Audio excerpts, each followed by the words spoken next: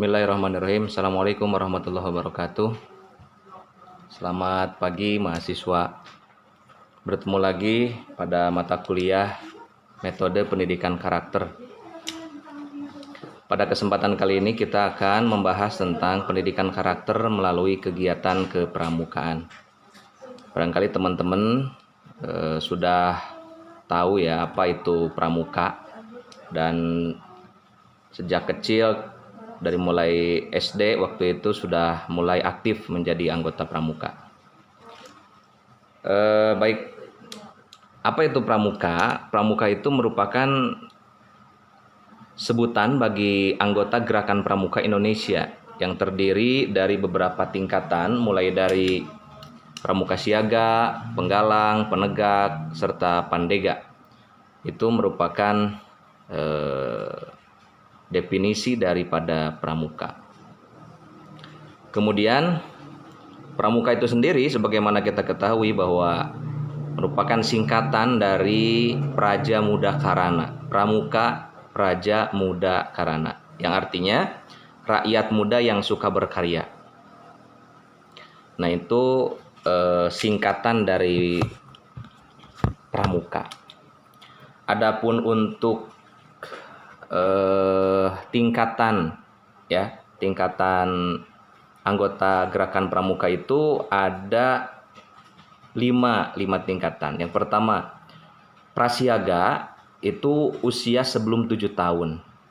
Jadi mungkin kalau mahasiswa PIAUD yang punya murid di TK itu mereka masuknya ke pramuka siaga karena mereka belum 7 tahun ya. Kemudian yang kedua, pramuka siaga, yaitu usia 7 sampai 10 tahun. Kemudian penggalang usia 11 sampai 15 tahun. Penegak usia 16 sampai 20 tahun, dan terakhir pandega usia 21 sampai 25 tahun. Itu tingkatan anggota pramuka. Sedangkan gerakan pramuka itu adalah sebuah organisasi pendidikan non-formal yang menjadi wadah dalam melaksanakan pendidikan kepanduan yang dilaksanakan di Indonesia. Jadi kalau pramuka itu adalah orangnya ya, Praja Muda Karana. Kalau gerakan pramuka ini merupakan sebuah organisasi pendidikan non-formal ya. Kemudian kepramukaan, ini beberapa istilah dalam pramuka, banyak sekali ya.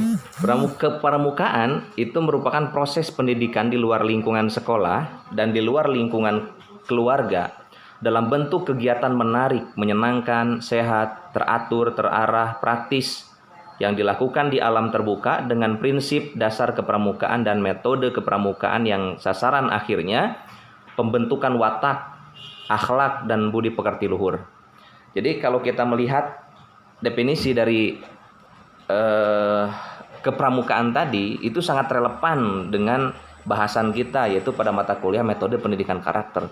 Sehingga memang ada korelasinya ya antara pendidikan karakter dengan kegiatan kepramukaan. Ya, baik. Karena sasaran akhir daripada pramuka itu adalah pembentukan watak, akhlak, dan budi pekerti luhur. Itu kan karakter, ya. Baik. Selanjutnya, prinsip dan metodenya. Kita harus mengetahui juga prinsip dan metode pendidikan kepramukaan itu apa sih?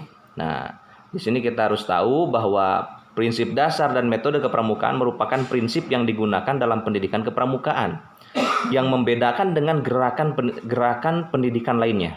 Jadi, kepramukaan ini memiliki ciri khas yang berbeda dengan kegiatan pendidikan yang lainnya.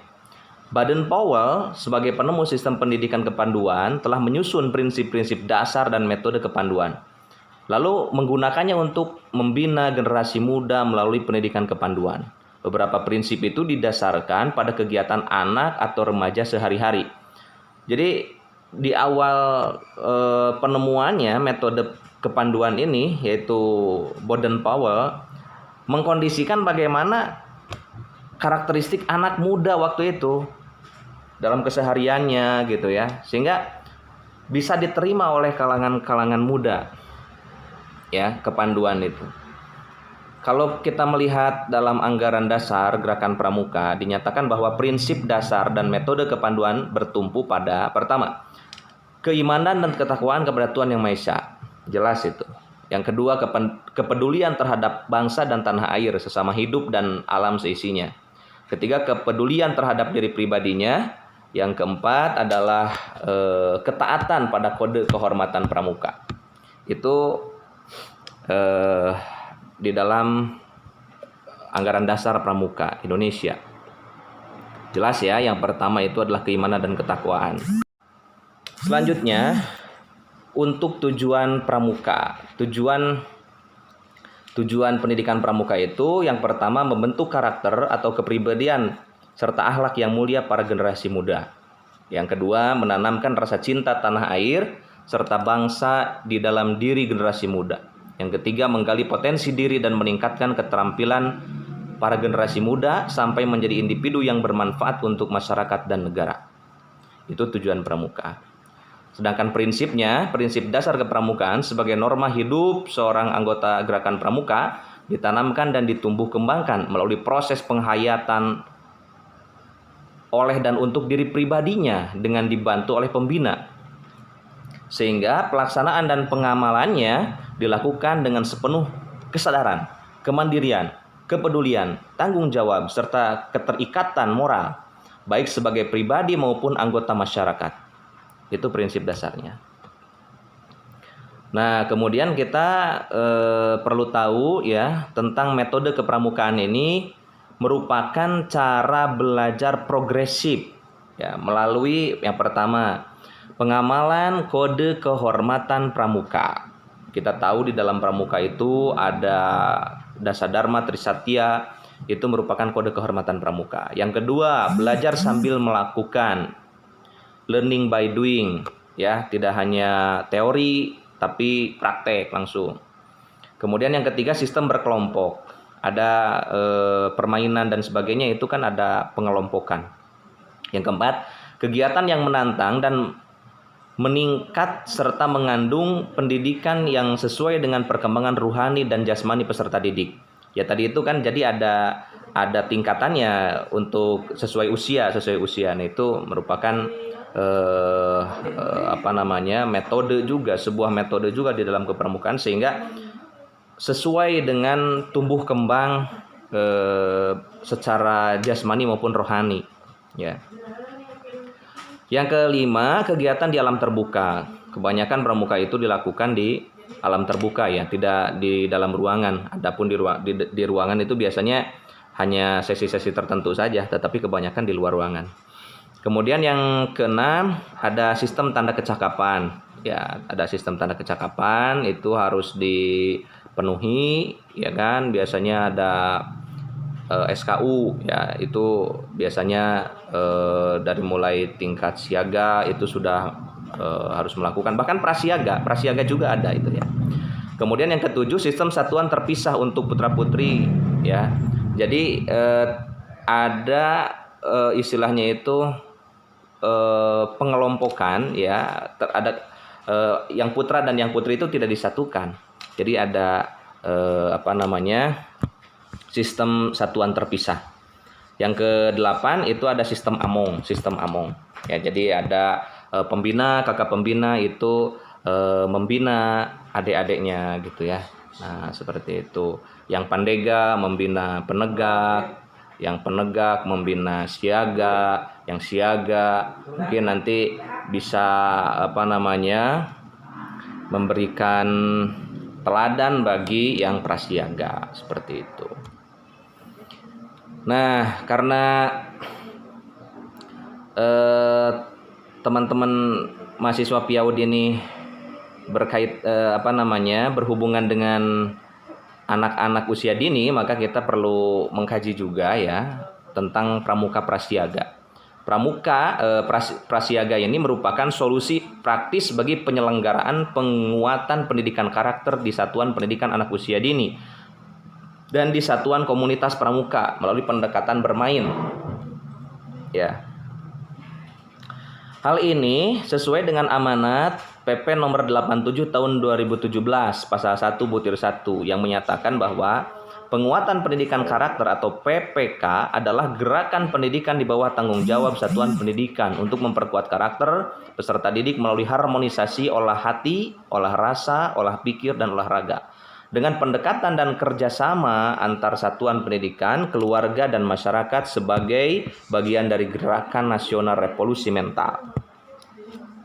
Ini program pemerintah, ada yang namanya revolusi mental, dan ini diterjemahkan sampai ada apa namanya itu PP-nya ya nomor 87 tahun 2017. Nah, ini tentang penguatan pendidikan karakter atau disingkat dengan PPK. Penguatan pendidikan karakter dilaksanakan dengan menerapkan nilai-nilai Pancasila dalam pendidikan karakter, terutama yang meliputi nilai-nilai religius, jujur, toleran, disiplin, bekerja keras, kreatif, mandiri, demokratis, rasa ingin tahu, semangat kebangsaan, cinta tanah air, menghargai prestasi, komunikatif, cinta damai, gemar membaca, peduli lingkungan, peduli sosial, dan bertanggung jawab. Baik. Nah, kemudian di dalam prasiaga juga, pramuka prasiaga itu ada 3 area perkembangan pramuka siaga. Yang pertama, area pengembangan karakter, yaitu meliputi moral spiritual, moral budaya bangsa, moral individu, mencintai diri sendiri, mencintai orang lain, mencintai lingkungan. Itu area pengembangan karakter. Kemudian untuk area pengembangan fisik meliputi kesehatan fisik dan kekuatan fisik. Itu area pengembangan fisik. Yang ketiga, area pengembangan kecakapan meliputi kecakapan berpikir, kecakapan praktis, kecakapan bersosialisasi. Itu area perkembangannya. Selanjutnya, prinsip penyelenggaraan pramuka prasiaga, yaitu adalah yang pertama, anak yang belum berusia 7 tahun. Jadi kalau yang sudah melebihi batas umur 7 tahun itu masuknya nanti ke siaga, bukan prasiaga lagi. Ya, kalau SD itu udah siaga. SD itu udah siaga. Jadi kalau yang prasiaga itu yang di TK, di RA, ya di Kober gitu. Kemudian yang kedua, prasiaga diselenggarakan dalam kelompok anak yang disebut manggar. Nah, ini manggar. Manggar, tahu Anda manggar ya? Manggar itu runtuyan buah kelapa gitu ya. Nah, itu. Jadi itu manggar, terdiri dari 8 sampai 15 orang. Kemudian yang ketiga, tanda kecakapan umum TKU menggunakan gambar sintung. Nah, sintung yang merupakan kelopak bunga kelapa. Anda tahu ya? Ini. Kemudian kode kehormatan untuk prasiaga adalah Eka Satya dan Eka Dharma. Ya, nanti bisa dibacalah apa itu Eka Satya dan Eka Dharma. Kemudian menggunakan sistem Among dengan semangat silih asah, silih asih, dan silih asuh. Itu prinsip penyelenggaraannya. Kemudian yang keenam, area pengembangan dalam prasiaga meliputi karakter, visi, kecakapan hidup, dan kemampuan berbuat kebaikan. Selanjutnya, berorientasi pada prinsip latihan kematangan individu melalui model kegiatan bermain dalam kelompok. Yang kedelapan, guru PAUD berperan sebagai pembina prasiaga. Tuh kan, guru PAUD berperan sebagai pembina prasiaga. Bagaimanapun Anda dituntut untuk menjadi pembina pramuka, makanya harus suka pramuka gitu ya. Yang 9, pembina prasiaga harus memenuhi persyaratan minimal telah mengikuti kursus orientasi kepramukaan. Di LM sendiri, Anda pada semester 5 itu sudah diwajibkan mengikuti kursus mahir dasar. Jadi ini merupakan bekal untuk Anda menjadi pembina pramuka nanti di sekolah itu, ya. Kemudian yang ke-10, penyelenggaraan prasiaga adalah satuan PAUD. Penyelenggara prasiaga adalah satuan PAUD, jelas ya. Penyelenggaraan prasiaga diintegrasikan ke dalam kurikulum penyelenggaraan satuan PAUD. Jadi pramuka prasiaga ini harus masuk ke dalam kurikulum di PAUD. Kemudian kegiatan diutamakan di alam terbuka. Ya, kegiatan dilakukan di alam terbuka. Iyalah, kan permainan kebanyakannya ya. Nah, itulah teman-teman ya untuk bahasan dari pendidikan karakter melalui kegiatan kepramukaan. Mungkin ada tambahan atau ada pertanyaan, silahkan tulis di komentar ya. Di komentar nanti akan coba saya respon. Demikian, terima kasih. Wassalamualaikum warahmatullahi wabarakatuh.